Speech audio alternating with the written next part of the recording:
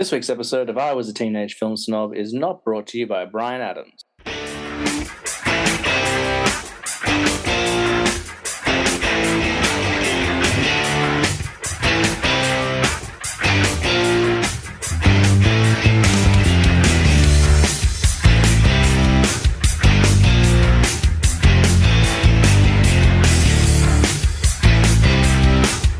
I Was a Teenage Film Snob. I'm James Chalmers, your friendly neighborhood film snob. And guys, this week it's a solo show. And as you know, if it's a solo show, I'm interviewing someone.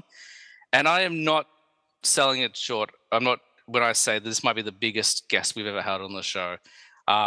I'm going to try and contain my excitement as much as possible. But if I sound flustered, you'll understand why in a moment. Today's guest has been involved in such projects as Saturday Night Live, Godmothered, Bridesmaids, 22 Jump Street, Bob's Burgers, and a ton of other things. And that's just a small stamp on her incredible filmography.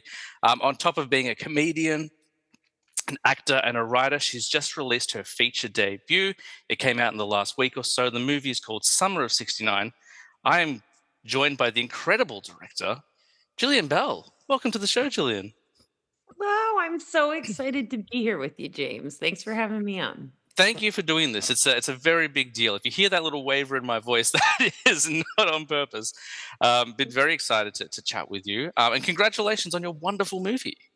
Thank you, and I'm sorry I stalked you because you posted the most beautiful, sincere, totally getting the film that we were trying to make on the point. Like I was like, "Oh, he gets it." And I reposted it immediately and was like, "Thank you so much." I was immediately writing you and hoping to become more acquainted. So thank you.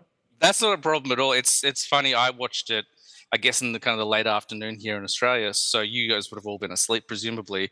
So I did that, and then I woke up at 6 in the morning to all these lovely messages. I was like, oh my goodness, like what happened overnight while I slept? So I encourage all listeners and followers to stalk me as much as possible. That's totally fine. I was telling, I can't remember, I think I was telling one of my co-hosts in the regular show, they're like, how did you get Jillian on the show? I was like, you know what? I woke up, it was 6 o'clock, I was half asleep. And when I'm half asleep, it's the worst time to text, but I have this confidence I shouldn't have. I was like, want to go on the show? And shockingly, you said yes. I said yes pretty immediately. I was so grateful for you putting out the good word to everybody about it, and also just it's nice to talk to someone who loves film like I do and wants to talk about this movie and others. I just always love talking about film. Well, that's what we do here. The name might give it away a little bit, but we love talking about film. There's no film that is beyond discussion, and yeah, I adored it. You know, I'm probably going to blow it up quite a bit. This will be less of an interview and just me kind of worshipping the film for 45 minutes. But no, it was so wonderful, and I actually Chloe reached out as well, which that blew my mind as well. I was like, oh my god, like what's going on? And said, do you mind putting your thoughts into writing? And I was like, all right, I'll put something. And I talked about it. This is the first raunchy coming of age comedy really had post pandemic. Like we've had maybe one or two, but it seems like studios aren't taking those big swings with the comedies anymore. So it was so refreshing and lovely just to see the stuff that I grew up watching again. But also not just that, but also it's honoring what came before, but paving the way for a new kind of version of it now as well, which is really fun. So Well, thank you. Thank you. Yeah, I mean, we definitely grew up in the time of the raunchy teen comedy, and I feel like there's definitely ones where I was like, "Oh, I wanna make a little nod to this." There's some nods to, like, obviously 16 Candles mm, and Can't Hardly Wait. mm, There's a nod in there. There's little ones throughout, but I just felt like, this was really interesting to me. I never thought my directorial debut would be about 69ing, and here we but I think I was sort of like, "You know what? If I can take a pass on the script and really make it sort of like a coming of age story for 2 young women of different ages that mm, are going through these intense moments where they feel like they need to be someone they're not quite yet," mm, I'm interested and I'm excited about that, and I think we can put out there that, this is what you're gonna get is mm. this, like, raunchy teen, thing and then subvert it and really make it a story about female friendship, and that was the story I was excited to tell, and I'm so glad we got to make it that way. It's so apparent that's the story. Like, it just like, there's obviously there's a premise, and I won't go into too much details because it's still brand new. But just like many of these kind of raunchy teen comedies, it starts with either a boy or a girl wanting to impress the other sex by showing how experienced they are, and then of course they learn some lessons along the way. And there's a moment, I don't know, I think it's actually the moment we're talking about for recording, where they're in the kitchen, and I was like, oh, this isn't the film that I thought it was. This is actually a whole different story, and it's so sex positive and empowering. It's like, I grew up, I guess, like the teen movies I started watching first would have been like your American Pies, your Road Trip and stuff, and they definitely have their place in the genre, but I would not refer to them as the most sex positive films. Uh, Oh, there's no, things that don't really hold up, and who knows if in 10 years or 20 years, maybe there won't be something that holds up in this film, but I really do feel like it was, it was an opportunity to be like, women are sexual beings, mm, and it doesn't matter if they're, if they're the most knowledgeable or the least, and there's still vulnerabilities in the first time you are going to have a sexual experience. And I thought, this is cool. And the new territory is sort of like, a lot of people have been like, thanks for just showing women who are horny. And I was like, yep, that's cool too. Just, yeah, being able to show that. And I grew up going to Catholic school my whole life. And so I added that to the film. I thought that there was a lot of room to explore obvious comedic bits about mm, that, but also like really show how there's certain people who don't know a lot, even if they're a person who spends all the whole day on the internet, just mm, because they grow up hearing from teachers and priests and everyone that sex is a shameful thing. So I thought yeah. that was, oh, this could be a good way in of why she may not know a lot of things when she's very internet savvy. Yeah, and then ironically, you've also got the Santa Monica character, who is also, we kind of at face value like, well, she's clearly sexually experienced. She works as in a strip club, but then like as we get to learn more about her, I'm going to tread lightly around spoilers, but she maybe doesn't know as much as she thinks she does either, uh, which is Yeah. really quite fun. Some of my favorite movies are the movies where it's like 2 unlikely people become friends, Mm, and a likely friendship of sorts, and the subtle ways that you can see how they grow and they learn from each other and become better versions of themselves. And I was like, how can I take this story that seemingly feels like it's, you know, an '80s film? Like, it's got mm. such a broad concept, which if people don't know it, I will just say it's about a sexually inexperienced teenager who hires a local stripper to try to land the guy of her dreams. She hears the last week of school what his favorite sexual position is, and she tries to go from 0 to 69 in a week's time. That's a And really great slug line. thank you. It's Thank what you. what I love about it is so much heart it has as well, and I think that's why it works so effectively. Like, yes, it's got the raunch, it's got the sexy jokes, it's got, like, there's one of my favorite lines. I don't know if I can even say it out loud. Is when they're doing the haunted house scene, Yes. and Mum screams about what she's done to her dad. Like, that Yes. line kills me every time. It's so funny. But then by the end of the film, I'm crying, and that I've watched it twice now, twice in a few days, and both times, like, there's a certain musical cue that comes in at the end. And the first time I watched it, I was like, all right, this is the big moment. It's got to be that song. If it's not that song, it's going to be weird that it isn't. And then, of course, it is that song. And both Oh, times just like floored me, just tears. It's just like, she's now, well, you know what? I'm going to leave it there. I was getting really close to spoilers, I think. But it's just so, yeah, yeah, full of heart. And it comes down to, I think, those two performances as well. It's beautiful. they're In a movie full of dick jokes, it's beautiful. Like, thank you. Well, to me, I just kept thinking back to John Hughes films. That's all I mm, kept thinking about because they had some of them had really broad concepts. Some were very simple, but some would be like weird science. But in the mm, end, you're rooting for them. And why are you rooting for them?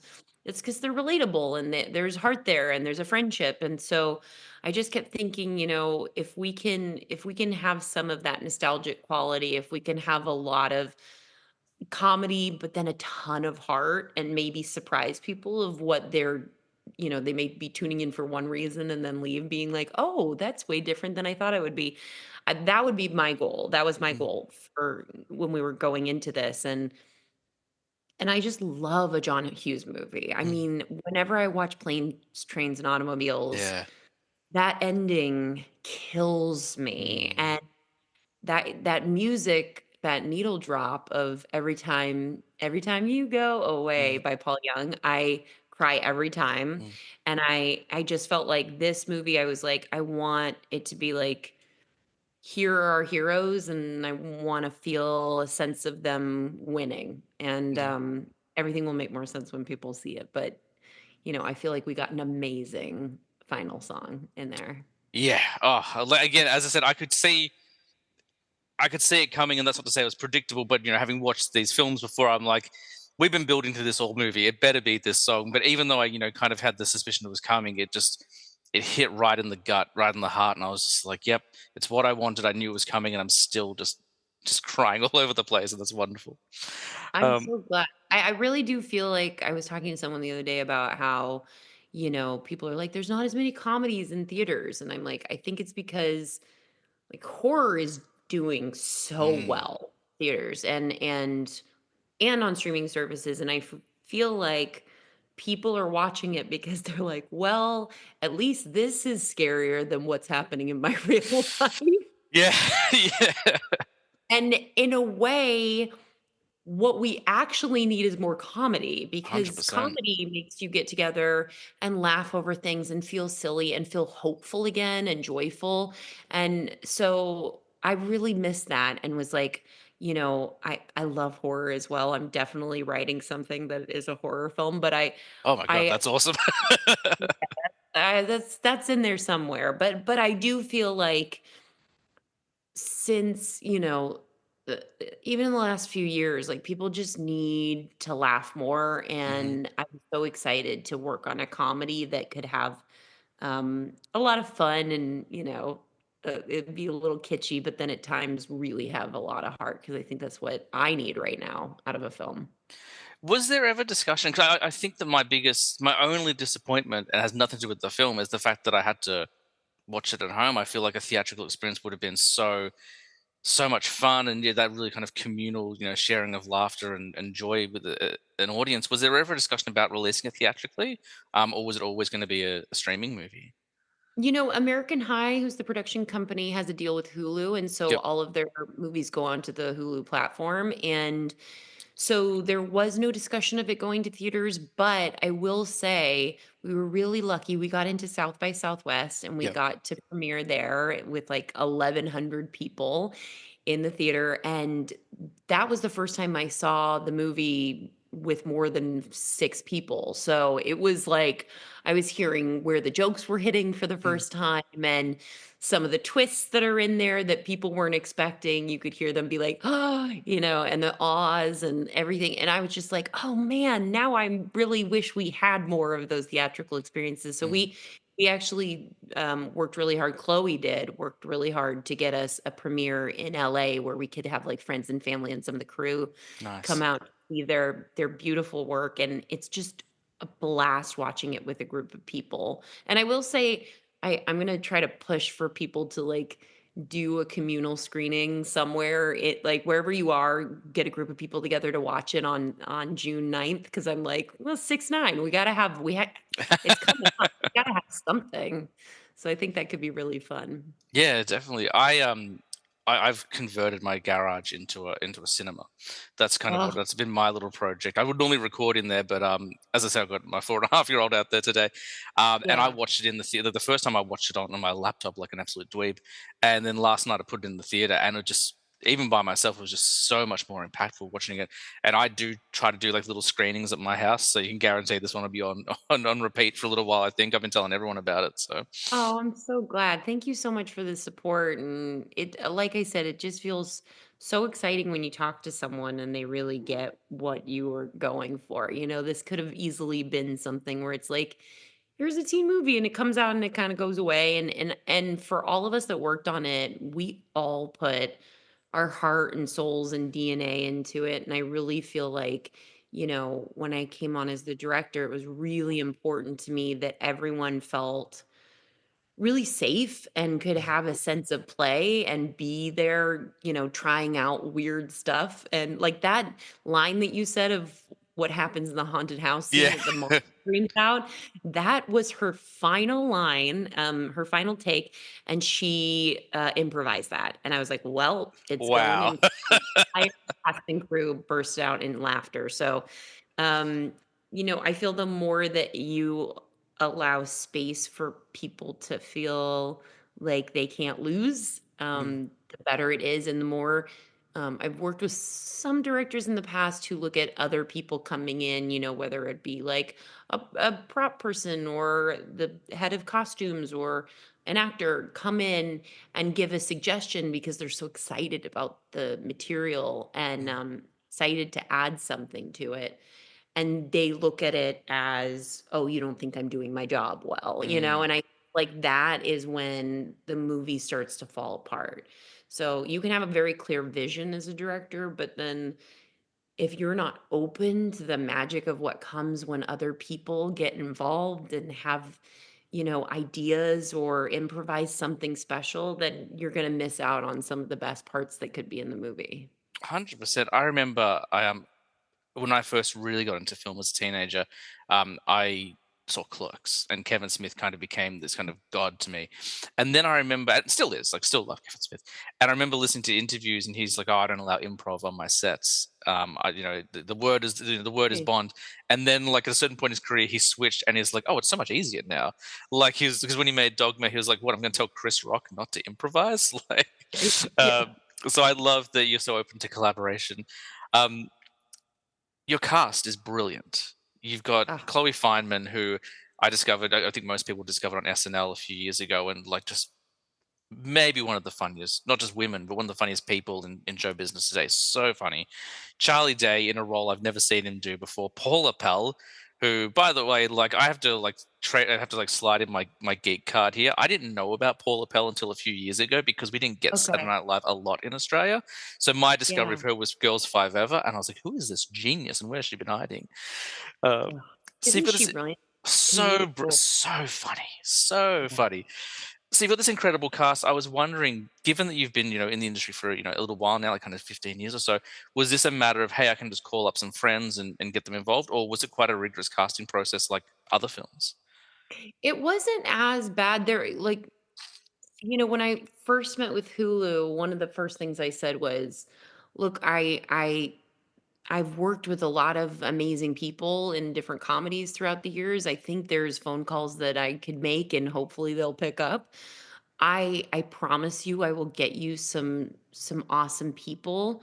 However, I need the lead to be somewhat of an unknown actor. I Mm, just think it's really important to find someone and feel like you're discovering them. And Sam had done that 90s show, but I hadn't seen Sam in that yet, and this was their first movie. So to like really be like, okay, this is how a movie works and mm, explain everything to them and have them be so on board and excited and dedicated and to have Hulu's approval in that just made it so wonderful because we were kind of always on the same page about who we wanted other cast members to be, like who we mm, would love for our cast. So it made it really easy in that process. And of course, we had an amazing casting director, Melissa DeLizia, and she came on board and was like, check out this kid, Matt Cornett.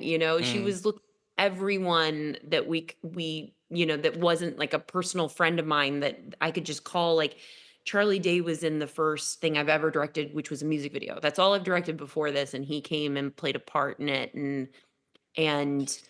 I had known Nicole Byer over the mm, years. Liza Koshy and I had done one thing together, and I adored both of them. And Paula, I had known she wasn't there when I was writing at SNL, but she came back for a couple of episodes to help mm, write sketches. And she was always talked about as like the comedy god. Like it's like, oh, we're lucky if we get to see Paula, and she's also just as lovely as she is, funny. So it was really nice, and Natalie Morales as well is one of my good mm. friends. So Alex Moffat and I had just done a movie, and I was like, I literally have this DJ character that is written as like just a voice announcing a couple of things, but I think if we can make you a like really cheesy looking but feminist DJ, you could have like the time of your life just improvising whatever you want. And we built out a little bit of a character there. So It was all different, like, some were like, Matt and Sam were more discoveries, and then, Chloe and Chloe was the only one I didn't know Mm, beforehand, and Chloe and I are rep by the same agent, and he was just like, "She's" I mean, I was, like, such a fan of hers already, but didn't know her as a person, and he's like, "She's the best," and this as the second we got on a Zoom together, I was like, "Oh, Santa Monica's, like, in the best hands possible." mm. Absolutely. I mean, yeah, like starting with Sam, and then I'll jump to Chloe. Like, Sam is so convincing, like just so naturally earnest and wonderful. I had to pull up Mm. IMDb. I was like, I don't think this person is old enough to be in this film. Like, I literally thought that 18, was Sam. 18 and turned 19 on our set, and, like, Yeah. and it was really important for them too, like, they kept saying, "Thank you for casting someone who is actually the age of the character. Mm, You don't know how much that means to me," and as an actor, but also as a viewer, like, you usually see someone and they're like, "I'm 18," and they're, like, 32, yeah, they're on the so CW, like hamming it yeah, up. yeah, yeah. Yeah, no, Sam.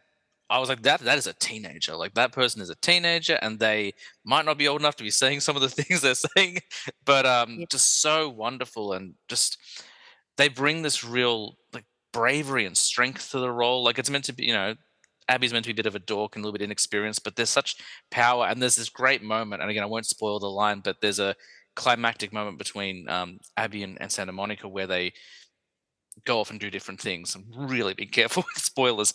Yeah, And no, they get in a fight, you can say yeah, they yeah, fight. they get into a fight, and as Abby's leaving, she says this line which we've been kind of building up towards, and it's so powerful. It's like I cheered, and we don't really do that here in Australia, Yes. but I was like, What thank yes, like what a you. great. When I watch it, I always go, "Yes!" Like, Mm, every time I hear it, and it's so funny because we had, like I said, a couple of experiences where we were showing it theatrically, and, like, half the audience laughs, and I'm always like, "Wow, that's interesting." Like, I mm, I mean, it can be a funny line, like, it can be looked at that as well, but for me, I'm like, it's so, like it's such a, like, um it's a combination of a lot of different emotions yeah, coming from the character in that moment, but for me, I'm always like, "Damn straight," like, there's yeah. something really powerful about it, so it's interesting to hear that sh- you felt the same way. I think she's just finally taking ownership. It's we're at that Yeah. point now where I'm not telling you how your movie works, but like for me, like I've No, I been love watching it. this kind of awkward teen like the whole way through, and now like the one person who she's idolized the entire film, she's now had to stand up to and be like, no, I am, X, Y, and Z, and I'm Yeah. like, yes, like you're now putting yourself on equal footing with this woman you've been kind of worshiping and studying for the whole movie, and now you're taking agency, and now you're going to do the thing that you've been wanting to go and do.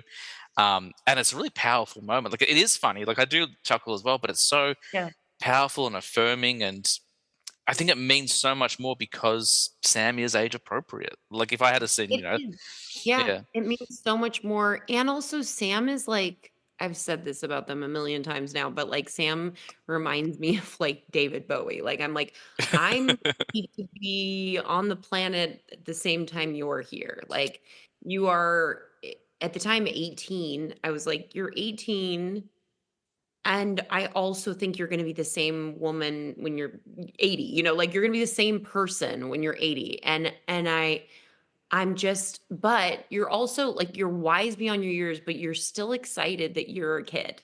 Mm, And so there's this really cool thing of like, they have such an awareness about themselves. And I just am like, I'm in awe of who Sam is, not only as an actor, because I'm really in awe of them as an actor, but just as a human being, it's like, wow, if you're lucky enough to get to be in the same room as that person, have a conversation mm. because they're spectacular.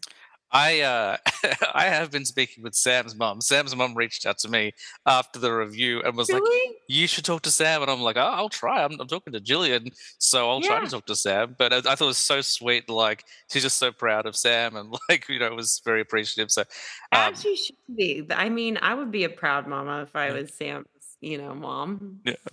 Um, I want to talk about Chloe Fineman. Like Yeah. she's I use the word transcendent in my review, and I know that's a word that gets thrown around a lot, but people have to remember, like, this is Chloe is a sketch comedian. She goes, and that's not in a reductive way, just like that's what we know her for. She does voices, she does impressions, she does wacky bits on SNL. And she pulled out this incredible dramatic performance, and you didn't make it easy for her. Like almost all of her tools are stripped away. Like everything I know her for, she doesn't really get to do in this movie. You really kind of tied one hand behind her back, and it's just this incredible. Like I feel like this is a performance people should be talking about, and if there's any justice in the world, they'll be talking about it for years to come because this feels like a pivotal moment in her career in terms of the way she performs. It's just so. I just wasn't. I knew she would make me laugh. I didn't know she Mhm. would make me cry, and I didn't know that she would make me feel the way that I did. I well, first of all, yes, I agree with you. I think that, and thank you. I feel like with Chloe, I was just so excited because she's so talented. She went to NYU, Tisch, all of it. And I think the side that people get to see of her is like, you know, a quarter of her talent, which is like crazy because that's a large quarter that we've gotten to see. And it's like Yeah. unbelievable. So I just can't wait to see what she does next. But I was just excited the opportunity to maybe be a part of the thing that shifts her from the person who will go and do an SNL type cameo, which is like, I know what they do for people who are at SNL. It's like you Mm, kind of get that, like, do you want to pop in and do 2 weeks on this? And you have a wacky accent and a wild mm, wig, and then you leave, and we get to shoot the rest of the movie, and you get a fun laugh. And I'm like, this woman is showing that she's so much more than just those characters, which, by the way, I'm talking as a woman who loves playing weird women who get to yeah. just come say something odd and leave the room.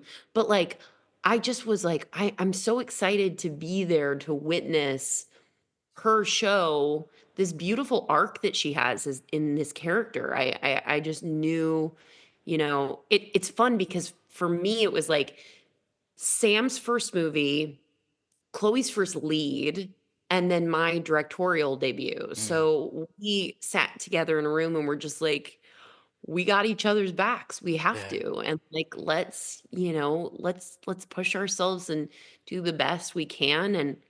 And I remember like, there was a little bit of even in the fight scene that you were talking about, like I remember the rehearsal of it being very explosive.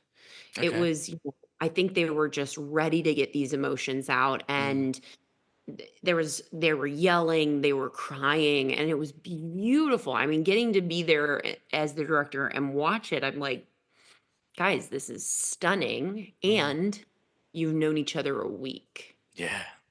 So now we have to take it down. And the more quiet it is, the more vulnerable it's actually going to feel. And the audience will feel uncomfortable for you because you're both put in hard positions in this moment.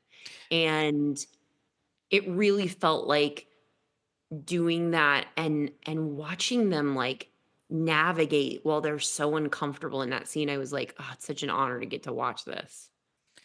It's it just works so well. One thing I really liked about it, often when you see these types of teen films, and not just teen films, like I actually saw a lot of Dirty Rotten Scoundrels in this as well. Like in terms of that relationship. Like if you think about the Michael Caine Steve Martin relationship, I saw quite a bit of that in their relationship as well. But one thing that was really nice is that even though they're definitely using each other, it never feels manipulative. It never feels um like like there's no cruelty involved. There's no kind of like, well, I'm better than you. It feels very much like it's almost like it's a symbiotic relationship. They are using each other, but for the benefit of both of them.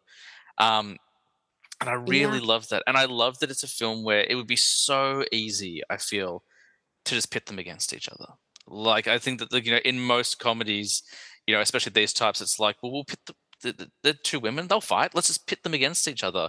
And it Mhm. never feels like that. Like even though Sam, maybe misrepresents some things in the film. Like Yeah. there's always, Yeah. she's always very, in awe of who Santa Monica is, and Santa Monica very much kind of blows her off and is like, ah, this kid's a dweeb. But there is this kind of growing affection. They're never going to leave each other out in an unsafe place. There's that horrifying sequence that I wasn't expecting. You said you're working on a horror film, like that sequence in the drug house. Like No. I would say two films have made me feel that uncomfortable in terms of men and women interactions in the last year. It's that scene and Anna Kendrick and Woman of the Hour in the parking lot. Like those are the Ooh, two most. that scene in the parking lot, I know. I was like, "Run, run, run, girl." Like, I Ugh. felt that, like, and this is a comedy, and, like, my stomach just sank. I was like, "Oh, no, like, this is a comedy, we're gonna keep it lighthearted, like, we're not gonna go too dark, please." And then thankfully it is a comedy, so it doesn't go too dark, but I felt this Yeah. overwhelming sense of dread, but even in that moment, they've got each other's back, and it's just so beautiful to see. Again, it would've been so easy to not do that, but instead, they've just yeah. Yeah, I think there was a lot of, um I tried to put a lot of thought into how much we knew Yeah. about Abby, how much we knew about Santa Monica, and just, because there is some reveal later on with Abby's character, but I feel like for the most part, I was like, look, in Abby's life, all of her friendships, end quote, are transactional. Yeah. Her with the mascot, her with Santa Monica. And if we can get the deal out of the way of like, I owe you this, and this is going to be what the week is, then we get to just the audience gets to sit back and just watch Mhm. and get to see, who they are and if they like each other and if they're having fun and the relationship grow or fail, whatever it's going to be. I just thought that's going to be more exciting than if the audience knows everything. And then it becomes like, oh, without spoiling stuff, it's like, is Santa Monica a bad person? Is Abby a bad person now? Like, if you know this as an audience member, certain things. So, like, Yeah. to me, I was just like, actually, the less we know and the more we just go on the journey, I think I think you'll end up being like you're rooting for them so hard. Like it was so wild because Charlie Day is so funny in this movie and He his is. Yeah. kills me, and I've never seen him, like, do a role this, like, disgusting and I Yeah. mean that in the best way, and people really were like, "You stay away from her," like them, Yeah. they were rooting for these women so hard in a way that I was like, "Wow," I can hear it in the theater, like, Yeah. I can hear people laughing at him, but then also being like, don't touch her, like Yeah. it so it's really cool to witness that because I've been a part of a lot of films where it's like this one's about the women and you're like great and then whenever they cut to the male scenes it's like oh those are the funniest parts and you're like gosh Yeah. dang it or you're rooting for the guys more than the girl and so I don't know so it was just kind of it just felt like for me I was like at the end of the day, I kept just saying, "What's the movie I haven't seen yet?" Like we've seen some things in there. There's some tropes, and there's some stuff with the storytelling where you go like, "Oh, I hope it goes that way," and it did, you know. Yeah. But for the most part, I just had to keep being like, "What's the version that I would want to see?" And it's Yeah. explosive with fantasy sequences and has random dance numbers that you weren't expecting, and believes in love and friendship and is somewhat dangerous at times, and then is at the thing that was the most important for me was like how can we make this idea that feels pretty broad and wacky grounded Yeah. and a lot of that was accomplished through many conversations with my DP Maria Rushi who had done Bottoms and was just I was Wonderful such a movie. fan of Bottoms and their work and I was like okay so if we can make this feel like the real world while also playing with the fantasy sequences and going large in those moments, that's the movie I would be thrilled to be a part of. And so yeah, so we just really worked on that and had daily conversations about how to make that a reality and how to make it feel like a little bit less like bright and shiny than all these teen comedies we've seen as of lately. Like I really wanted it to feel more lived in and nostalgic. And so a lot of that was about like lens choices and uh you know uh production design, costumes and music. It does really have obviously, there are a couple of things, like some of the technology is present day, and there are some songs a bit more recent, but it does have a very timeless quality to it. Like, it feels that way. Like, as I was sitting there, I could, especially the first time, but even last time when I rewatched it, I was like, I could imagine, 20 years ago sitting down and watching this and being like, it just came out. Or like, I could imagine my dad being like, hey, don't tell your mom, but you should watch this movie. Yeah, Like, yeah, it's got that, with the exception of those few little things that, of course, you have to put in movies. It feels right. so timeless. And like, there's actually two musical cues that make me cry. There's the one that we're expecting, and then there's a Tears for Fears song, and I'll just leave it at that. But that one is like the biggest homage to the 80s I've ever seen. Like, just that whole like little bit with the walkout. I'm Yeah. being very careful again, but that just gets me as well, because it's so like heartfelt and beautiful and funny, and I just have a huge grin on my face every time that sequence happens. It's just like, Me yes, too. this is the movies I watched. I really feel like they might release a behind the scenes, I think through American High or Hulu or something, but I will definitely repost it, where there's just video, someone got behind the scenes video of me, just every take of that moment that you're talking about, like the big moment at the end, where I am just smiling so big and going, Yeah. "So." So, yeah, there's a lot of, video of me just so excited that it was working. You can just feel, even though this is your first feature, now having spoken to you and understanding, kind of what you're going for, you can feel your fingerprints all over it. Like, it feels like it was made by someone who loved these movies growing up, because that's how I felt. I felt nostalgic watching it. I was just like, yeah, these are the film, I'd message you. I'm like, man, it feels like Last American Virgin. It feels like Fast Times. You even do a Fast Times sequence. Again, I assume it was deliberate. The first time Abby sees Santa Monica, it's literally Phoebe Cates getting out of the pool, except instead of Phoebe Cates getting out of the pool, it's Chloe Fineman on a stripper pole. I was like, this Right. is Fast Times. This is like, it's brilliant. Um, Thank we are you. almost out of time. I'm just being very mindful. I don't want to go too far on. Yeah, Um, yeah. it's a beautiful movie, Jillian. It's one like it just the amount you're able to do in 90 minutes is jaw dropping, to be honest. Thank you, and there's so much more, and we just had to cut some stuff, but honestly, the version it is now, I'm so proud of it, and I mean, it's so wild going from in front of the camera to behind the camera, and I feel like the thing that I was never you're aware of some to some degree, but really when you become the director, you realize how little time you have to actually do the main Mm, part that becomes the movie, which is acting. Like the actual scenes are you have maybe 4 takes on each side and then you gotta move on. So yeah. it's a lot of trusting your gut, and it took like half the movie for me to hear that when I would be like, "Oh, I wonder if I should get one more take of that, in this direction," or just a little less broad or whatever it is. That I was like, "Oh, that's my gut," and I Mm, actually have to listen to that because those would be the takes I ended up using. So I learned something every day shooting this movie, and I hope more than anything I just get to keep doing it because, directing has it's just changed my life. It's what I love doing now that I've done it. nice. I wanted to ask you, all of my questions have been out of order because we've just been having so much fun on the ride here.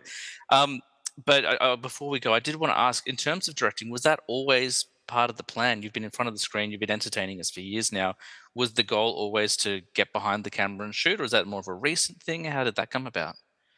I've always wanted to do it. I didn't know at what level I was, entertaining it, and I feel like, probably in the last, like, 6 or 7 years, I sort of gotten to a place where I was like, "You know, I've had like I was saying to you, I've had the amazing experiences on set where you work with directors and they just are incredible and know their stuff and know how to talk to actors um, and then there's some experiences where you go, man, I wish I was running this set because I literally am looking over the camera. Everyone in the camera department's looking down at the floor because they're upset. And, Mm,